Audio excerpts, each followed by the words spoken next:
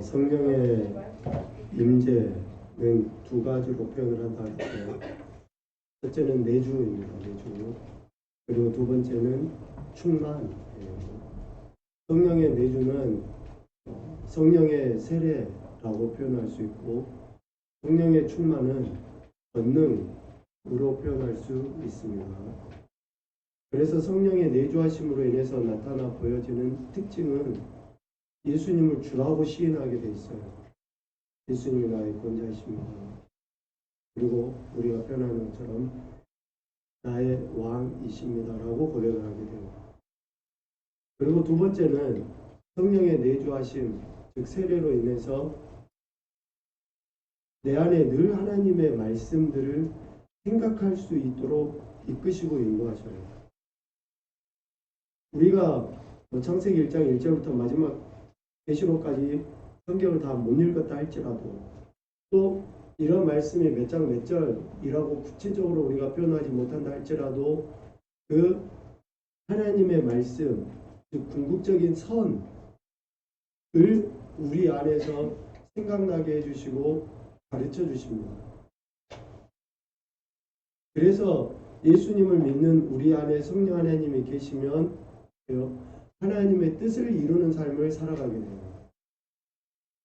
하나님이 우리에게 하시고자 하신 그 말씀을 성령님께서 가르쳐 주시기 때문에 우리를 통해서 하나님의 뜻을 이루어 가셔요. 이게 성령의 내주하심의 표현들이거든요. 표징이에요. 그리고 충만, 즉 권능은 첫째는 은사로 나타납니다. 은혜와 은사. 여기에서 은혜는 성령 하나님이 우리 안에 내주하시는 은혜를 뛰어넘는 은혜예요. 그러니까 성령 하나님이 우리 안에서 내주하셔서 이미 그 은혜를 우리가 경험했잖아요. 에베소서 2장에서 이야기한 것처럼 이미 그 은혜가 주어졌는데, 여기에서 성령의 충만한 은혜와 은사할 때 그 은혜는 더 큰 은혜라고 이야기할 수 있어요. 즉 하나님의 선하시고 기뻐하시고 온전하신 뜻을 이루어드리고자 하는 그 거룩한 열망, 이것이 성령 충만함의 표현이에요. 내 마음대로 살고자 했던 옛사람을, 옛생각을 벗어버려요. 성령 하나님이 충만하게 우리 안에서 역사하실 때에, 그래서 사도 바울이 표현한 것처럼 두 마음이 항상 우리 안에서 싸우지만, 육체의 소욕과 성령의 소욕이 싸우지만 그 충만함의 은혜 가운데 있는 사람들은 어때요? 육체의 소욕을 물리쳐요. 감정대로나 상황대로 살지 않아요. 하나님이 말씀하신 것, 즉 성령에 의해서 생각나는 그 말씀을 내 삶에서 실제가 되게 합니다. 그리고 은사. 성경에 기록되어 있는 그런 은사들을 우리에게 허락하시죠. 성령 충만한 자들. 그리고 성령 충만한 자들이 어떠한 삶을 살아가냐면요, 증인으로서의 삶을 살아가요. 그래서 성령 충만의 두 가지는, 하나는 은혜 은사이고 두 번째는 증인이에요. 증인. 예수 그리스도를 구원자로 왕으로 고백하는 것에서 멈추지 아니하고 이제는 그분을 다른 사람들에게 증거하는 것도 상황이 여의치 않으면, 환경이 좋지 않으면, 또 내 기분이 상하면 안 해버리는 게 아니에요. 여전히 신실하게 그렇게 해나가요. 힘들고 어렵고 반대가 생겨도. 지금 우리 새벽에 사도행전을 보고 있는데, 바나바와 사울이 복음을 증거할 때 수행자였던 마가가 있잖아요. 마가 요한. 그가 더 이상 바나바와 바울과 함께하지 아니하고 예루살렘으로 돌아가 버려요. 여러분, 우리가 하나님의 일을 한다고 할 때, 아니면 세상 일도 마찬가지죠. 같이 힘써서 했던 사람이 그 일을 포기하고 떠나버린다 그러면 얼마나 낙심이 되고 절망이 됩니까? 내가 무슨 영화를 보려고 이걸 해? 나도 포기해버리지. 라고 하는 그런 마음이 들기 쉬워요. 그런데 바나바와 바울은 여전히 신실하게 안식일에 유대인의 회당에 들어가서 그곳에서 하나님의 말씀을 또 선포하는 일을 감당을 하죠. 성령 충만한 사람들은 바로 그렇게 살아요. 하나님의 은혜와 은사를 가지고 증인으로서의 삶을 살아내는 거죠. 결국 성령 하나님께서 우리 안에서 지속적으로 역사하신 그것으로 인해서 우리는 어때요? 그리스도인으로서의 삶을 살아내게 돼요.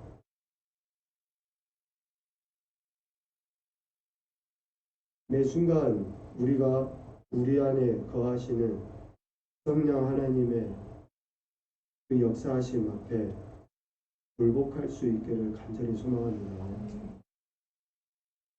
우리 안에서 역사하시는 그 성령 하나님의 다스림 속에 우리가 굴복할 때에 삶에서 이제는 실제적인 열매들이 맺혀요. 삶에서 실제적인 열매. 앞서 성령의 임재를 두 가지로 표현한다 했죠. 첫째는 내주고 두 번째는 충만이라고 했습니다. 이 성령의 내주는 즉 성령 세례에 의한 내주는 내면적인 변화예요. 나의 내적인 변화. 나의 내적인 변화는 앞서 이야기한 것처럼 예수를 주라고 시인한다 그랬죠. 그래서 주인이 바뀐 거예요. 주인이 바뀐. 예수님 믿었다. 성령에 의해서 예수님 믿는다. 라고 하는 그 사람들은 더 이상 내가 주인이 아니에요. 내가 왕이 아니에요. 그래서 바울이 갈라디아서 2장 20절에서 이야기했잖아요. 나는 죽었어요. 예수님과 함께. 그리고 이제는 예수님과 함께 사는 거예요. 내가 사는 게 아니에요. 성령 세례에 의해서 성령이 내주하고 있는 그러한 자들은 예수를 주라고 시인했고 주인이라고 고백했기 때문에 더 이상 내가 그러니 이런 내적인 변화가 일어나게 돼요. 그리고 충만은 외적인 변화예요. 외적인 변화.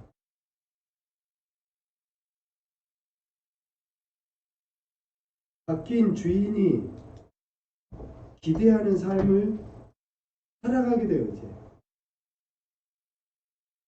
주인이 바뀌었다고 이야기했잖아요. 그러면 주인이 기대하는 바의 삶을 살아가요. 영희야, 오케이? 누가 이러니까 조금 더 그래.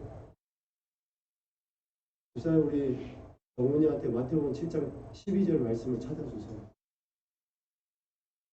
정훈아, 큰 소리로 읽어. 네. 아까 말뚝한 건 정말 미안. 그래, 이제 그거는 미안하니까 됐고 말씀을 크게 읽으면 돼. 네. 큰 소리로 읽어. 마태복음 7장 12절. 네. 시작. 그러므로 무엇이든지 남에게 대접을 받고자 하는 대로 너희도 남을 대접하라. 이것이 율법이요 선지자니라. 아멘. 네. 마태복음 7장 12절 말씀은 정말 우리가 너무 잘 알고 있고 황금률이라고 하는 그 말씀이잖아요. 근데 이 7장 12절의 말씀은 주님께서 우리에게 가르치실 때에 야, 너희들 인간관계 안에서 너희가 남에게 대접을 받고 싶으면 먼저 대접해라. 그 이야기가 아니에요. 하나님과 우리의 관계, 즉 예수 그리스도를 믿는 우리 제자된 우리들이 하나님 아버지 앞에 그 7장 앞 구절들이 어떤 이야기들 나옵니까? 그리고 마태복음 6장 말미에 어떤 이야기들이 나와요? 기도에 대한 이야기가 나와요. 우리가 하나님 앞에 기도하고 하나님 앞에 간구해요. 하나님이 내 기도를 들어주시길,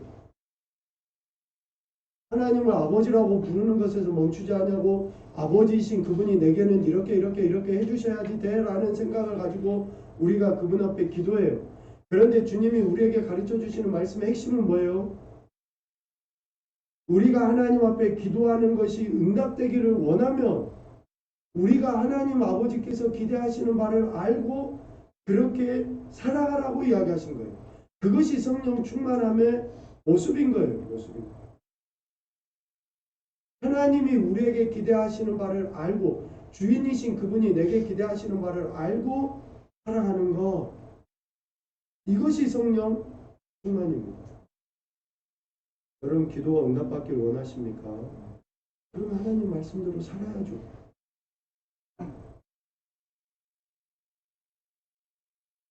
하나님의 말씀 율법을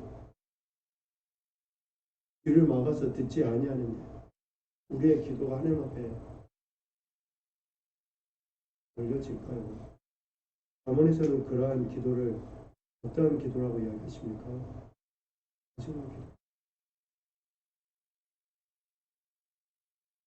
그래서 성령 충만은 이 외적인 변화, 주인이신 주님이 내게 기대하시는 말을 알고 그렇게 삶을, 그러면 이런 내적인 변화와 외적인 변화를 우리가 어떻게 할 수 있어요?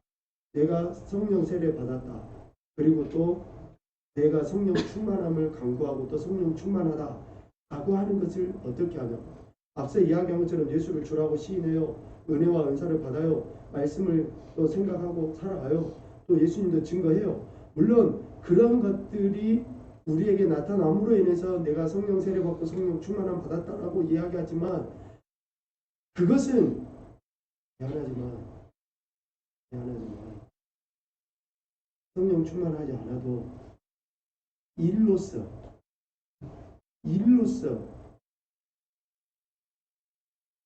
주님께서 목자를 이야기하실 때에 두 종류의 목자를 이야기하셨어요. 첫째는 선한 목자, 두 번째는 큰 목자. 그래서 일로서 얼마든지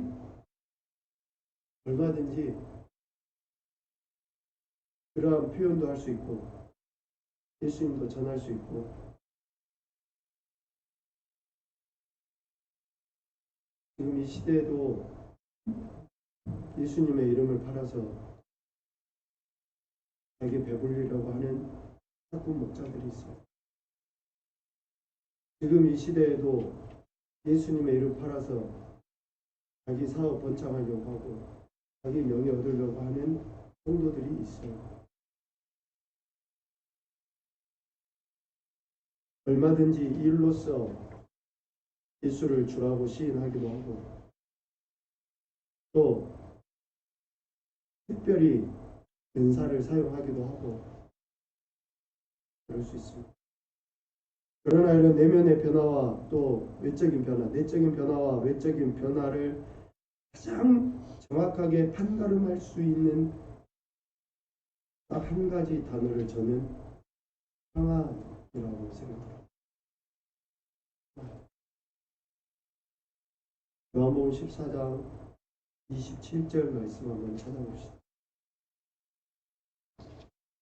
오늘 요한복음 그 뒷면에 있죠.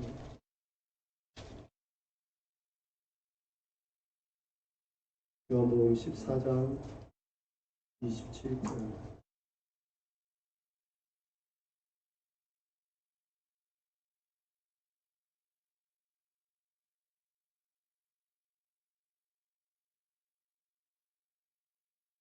같이 보겠습니다. 평안을 너희에게 주노니 곧 나의 평안을 너희에게 주노라. 내가 너희에게 주는 것은 세상이 주는 것과 같지 아니하니라. 너희는 마음을 근심하지 말고 두려워하지도 말라. 아멘. 평안을 너희에게 끼치노니 곧 나의 평안을 너희에게 주노라 하고, 앞서 요한복음 14장 26절 말씀, 27절 말씀을 이어서 같이 보면 보혜사 성령 하나님께서 오셔서 너희에게 모든 것을 가르치고 내가 너희에게 말한 모든 것을 생각나게 하리라 라는 그 문장의 구조와 27절의 구조가 유사한 것을 보게 됩니다. 27절에 평안을 너희에게 끼치노니 할 때에 평안을 너희에게 끼치는 분은 누굽니까? 누구예요? 요즘에 피곤해서 이제 귀가 잘 안 들려요. 좀 큰 소리로 이야기해 주지 않겠어요? 피곤해서 그런지 여기 눈꺼풀도 자꾸 이렇게 떨리고 좀 그러니까 철이 좀 없어서 그런지 근데 좀 귀가 잘 안 들려요. 좀 큰 소리로 이야기해 주세요. 이왕 이런 이야기가 나왔으니까 제가 그냥 자주 이렇게만 밑에만 보고 이렇게만 보고 멀리를 못 보는 거 이해해 주십시오. 지금 저 화면을 보면 익숙하지가 않아가지고 너무 잘생긴 얼굴이 딱 보여가지고 익숙하지가 않아서 지금 진짜 얼굴이 다 이렇게 계속 화면이 비쳐가지고 익숙하지가 않아서 제가 지금 고개를 이렇게 이해하시고 좀 너무 잘생겨갖고 웃음이 자꾸 나오려 해서 제가 멈춰있어요. 화면을 보고. 아 진짜 농담이 아니라 저 화면을 보고 너무 너무 이렇게 멋있다. 자, 제가 질문하겠습니다. 하나님은 실수하시는 분이 아닙니다. 하나님은 최상의 작품을 만드시는 분이십니다. 하나님은 최상의 작품을 만드십니다. 예준아, 왜 입을 꽉 누르고 있냐? 절대 동의를 못한다 이거요. 하나님은 최상의 작품을 만드시고 정말 멋지고 아름답게 이렇게 만드셨잖아요. 자, 돌아가서 평안을 너희에게 끼치노니 할 때에 이 평안을 누가 끼치느냐? 보혜사 성령 하나님이 우리에게 평안을 끼쳐요. 그 보혜사 성령 하나님이 끼치는 평안은 누구의 평안입니까? 예수님의 평안. 곧 나의 평안을 끼친다라고 말씀하고 있습니다. 굳이 우리가 구분해서 이야기하지 않지만 요한복음 14장 26절 말씀과 27절 말씀의 구조를 보면 성령 하나님이 오셔서 하나님의 말씀을 가르치시고 생각나게 하시는 것처럼 비춰지지만 결국은 예수 그리스도께서 하신 말씀을 생각나게 하시고 가르쳐 주시고 또 평안을 끼치시는데 누구의 평안입니까? 예수 그리스도의 평안을 우리에게 끼쳐 주십니다.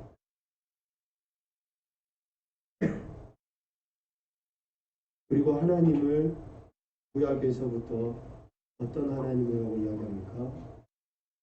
평화의 하나님, 평안의 하나님, 그래서 샬롬이라고 이야기합니다. 결국 삼위 하나님은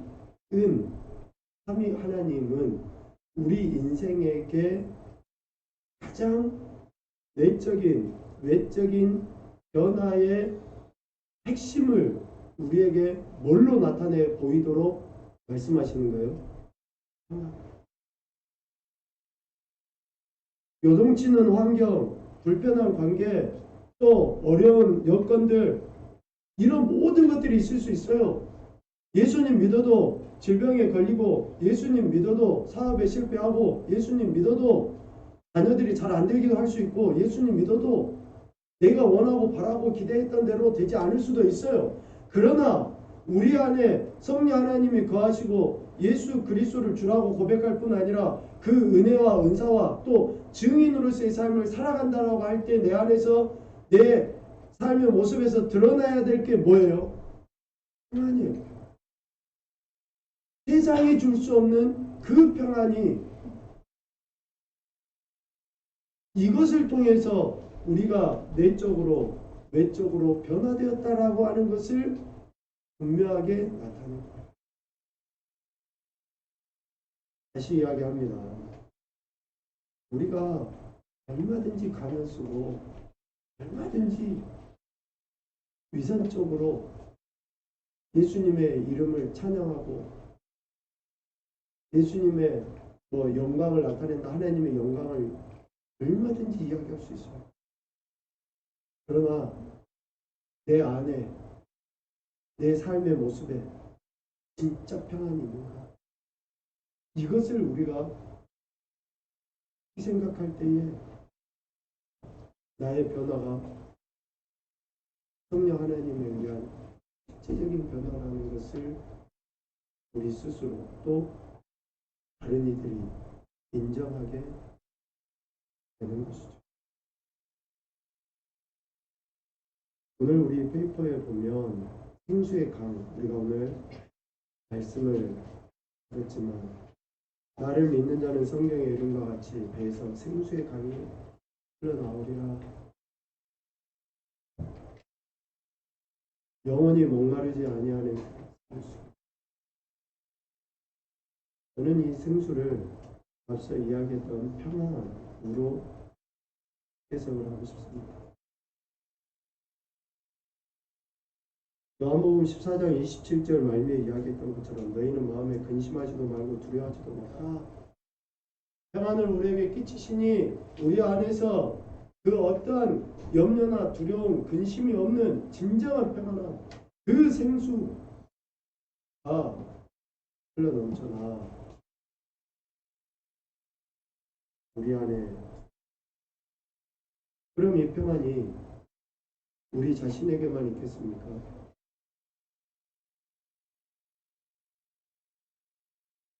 한번 답을 한번 해보십시오. 믿는 사람이 성령으로 충만하면 어떤 일이 일어나게 됩니까?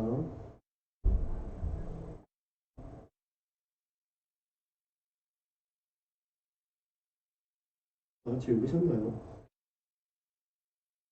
아, 그래요? 앞으로 이제 대표로 한 사람씩만 읽을까요? 자, 여러분 주위에 수많은 사람들이 한여름의 생수와 같이 세상을 이겨낼 새로운 힘을 얻기를 갈망하죠.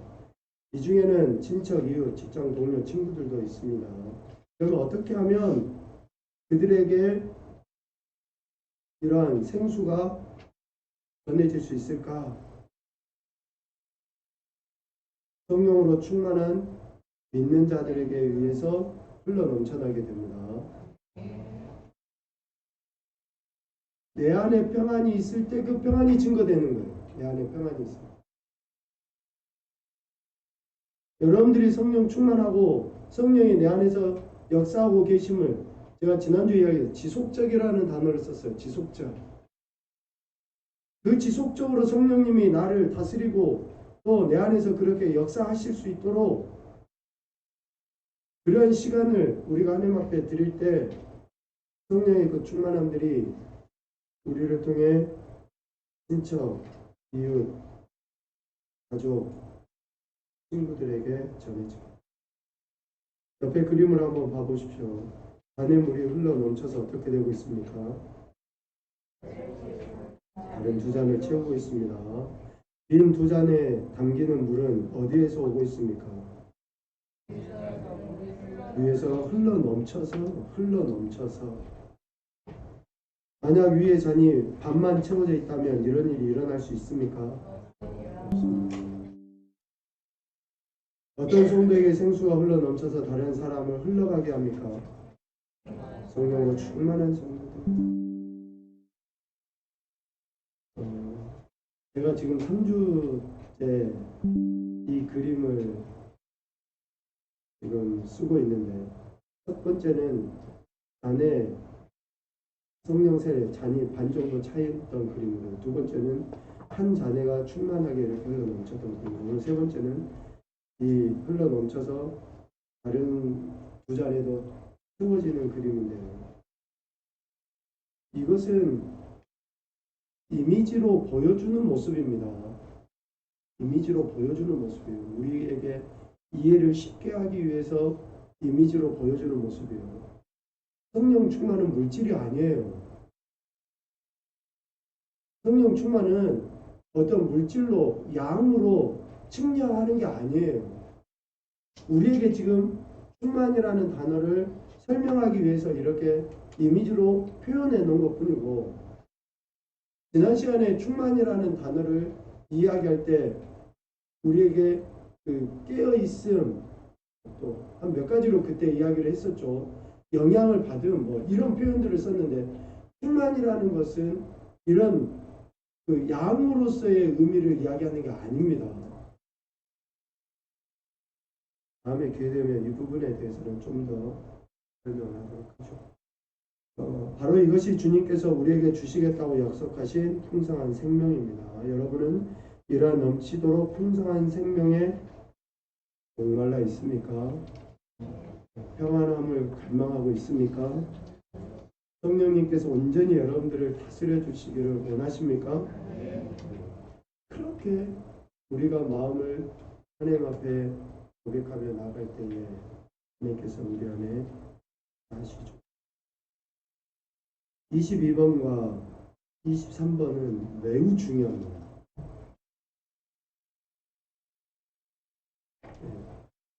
옛날 그 별표 뭐 밑줄 쫙 뭐 그런 게 있었는데 하여간 매우 중요합니다.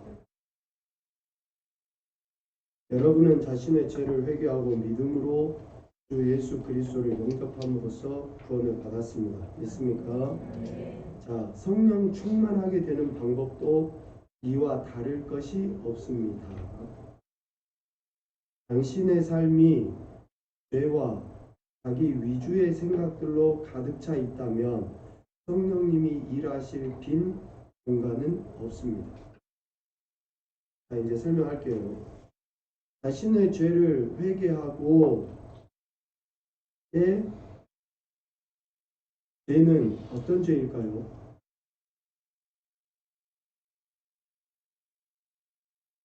믿음으로 주 예수 그리스도를 영접함으로써 구원을 받았습니다. 할 때의 믿음은 어떤 믿음일까요?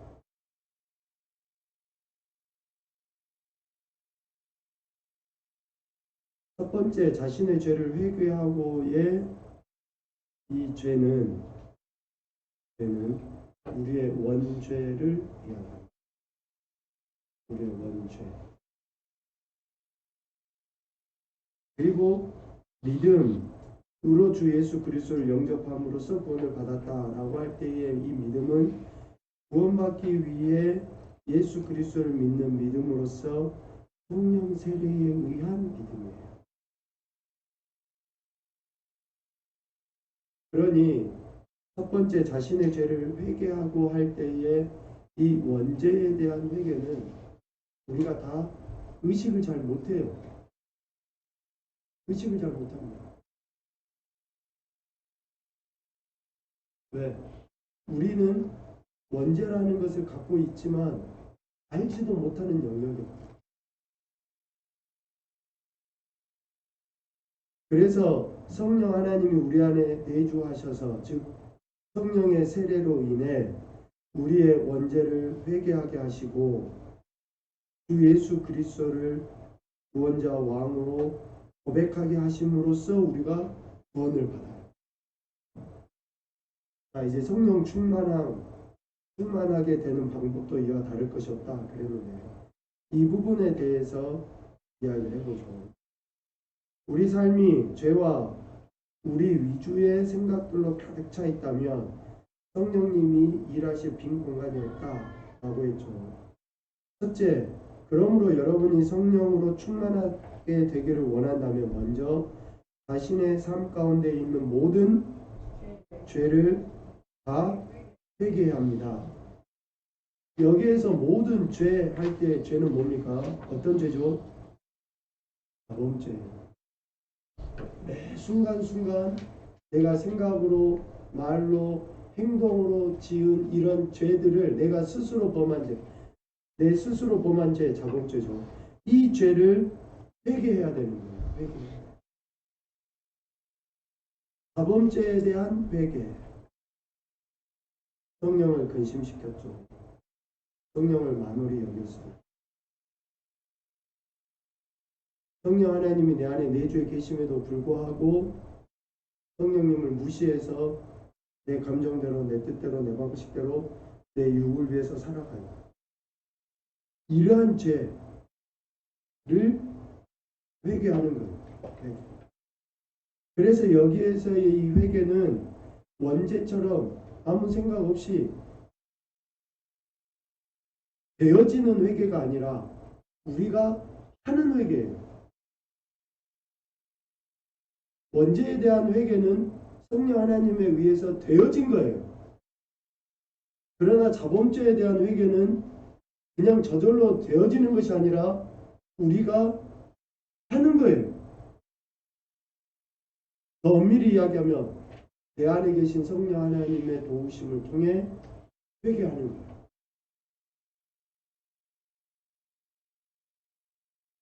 그렇게 할 때에 성령 충만함을 얻게 되죠. 두 번째, 자신이 알고 있는 모든 죄를 회개한 후에는 단지 주님에게 성령 충만하게 해달라고 간구하고 주님이 그렇게 해 주시겠다고 약속하신 것을 뭐 하면 돼요? 믿기만 하면 돼요. 믿기만 하면 돼요. 여기에서 이 믿음은 앞서 주 예수 그리스도를 영접하는 믿음하고는 다릅니다. 주 예수 그리스도를 영접하는 믿음, 성령 세례에 의해서 회개, 원죄에 대한 회개와 예수님을 나의 주인으로 고백하는 그 믿음하고는 좀 차이가 있어요. 되어졌던 믿음이 아니라 이제는 우리가 우리 안에 계시는 성령 하나님을 통해서 어때요? 믿는 거예요. 앞에 믿음은 선물로 주어진 것이면 에베소서 2장에서 이야기하는 거 선물로 주어진 것이면 뒤에 성령 충만함을 위한 이 믿음은 어때요? 그냥 가만히 있으면 저절로 있으면이 아니라 성령 충만케 하신다고 하신 약속의 말씀을 믿는 건데 이 믿음에는 뭐가 따릅니까? 하나님의 말씀과 또 하나님 앞에 기도하는 그 믿음의 행위가 따르는 믿음을 이야기해요. 감 잡았습니까? 감 잡았어요? 좀 지금 구분을 해서 이야기하는 거 여러분 이해하시죠? 우리가 그냥 통칭으로 다 그냥 이야기해서 예수님 믿는다. 예수 믿으면 구원받는다. 믿고 세례 받았다. 뭐 믿으면 성령 충만하다. 다 그냥 그렇게 쓰지만 지금 이 시간에는 우리가 좀 구체적으로 구분을 해서 이야기를 하는 것은 우리 삶의 실제가 되도록 하기 위함입니다. 실제가 되도록. 그래서 그렇게 믿기만 하면 성령 충만케 하시겠다라고 하신 그 약속의 말씀을 믿기만 하면 되는데 그 믿음은 그 약속하신 말씀을 믿고 그 약속하신 말씀을 붙잡고 기도하는 우리의 헌신, 의지적 결단을 통해서 우리가 성령 충만하게 됩니다. 그러니까 말씀 묵상은 여러분 부지런하십시오. 또 말씀도 소리내서 많이 읽으시고 또 기도도 많이 하시고 그러면 우리에게 성령 충만케 하신다고 하신 약속의 말씀이 우리 안에서 실제가 되는 것입니다. 이것을 어떠한 행위로 취급을 해버리고 소부시 여기는 것은 매우 위험합니다. 매우 위험합니다. 우리가 해야 될 몫이 있어요. 앞서 마태복음 7장 이야기했죠. 하나님이 우리에게 기대하시는 바가 있다고요. 그것을 우리가 해야지 돼요. 그래야 할 때에 우리 안에 하나님께서 약속하신 그런 충만한 은혜들이 넘치게 되는 거죠. 자, 결론적으로 23번 어떻게 하면 성령의 충만을 받을 수 있습니까? 어떻게 하면 되죠?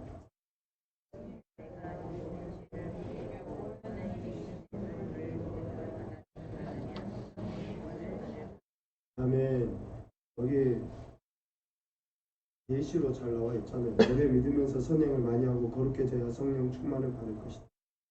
아무것도 하지 않아도 다만 교회 출석 잘하면 자동적으로 될 것이다. 아무도 성령으로 충만하게 될 수 없다. 자동적으로 되지 않습니다.